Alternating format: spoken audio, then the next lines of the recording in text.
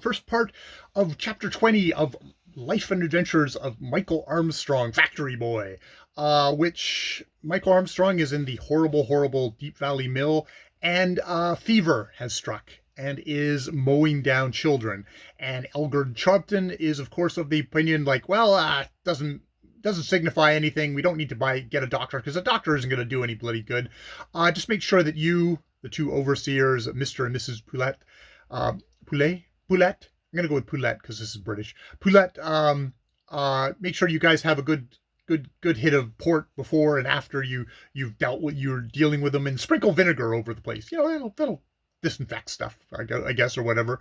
Yeah, and so they're basically, yeah. Oh, kid gets too sick to work. Put them in the sick ward where there's no attendance. They die, and then they're very efficiently getting buried that night. And we're not telling the children, keeping everybody in the dark, and the kids are working so fucking hard that they don't even notice it's going ahead. We learn as they're going to have to actually fess up because Mrs. Poulet is struck ill and is probably dying from the fever, that they've actually split up their burials between two different churchyards so not to attract attention. But even splitting it up, that the clergymen of both had gone like, well, this is a lot. It's like, you're only getting half, but this is a lot. There needs to be an inquiry into this. So he's like, okay, fine. We'll get an apothecary, not even like an actual doctor. We'll get an apothecary. I don't know how much good an actual doctor will actually do, not to side with Elgard Sharpton. And, you know, the fact that, oh, well, now that the mistress of the Prentice house was sick, then it's like, well, we're not just mistreating the children. It's just, it's hitting everybody. There's nothing we could have done about it. You know, it's beyond all possibility of contradiction, the visitation of God, versus, you know, constructed things.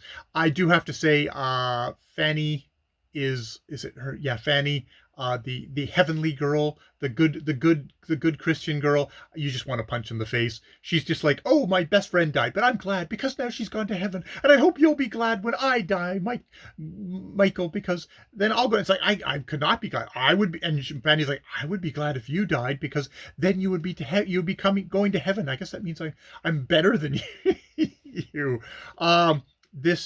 It's like, you know, this is a middle class writer investing all her Christian piety into this little girl and making her a paragon, which you just want to punch. Yeah, it's not.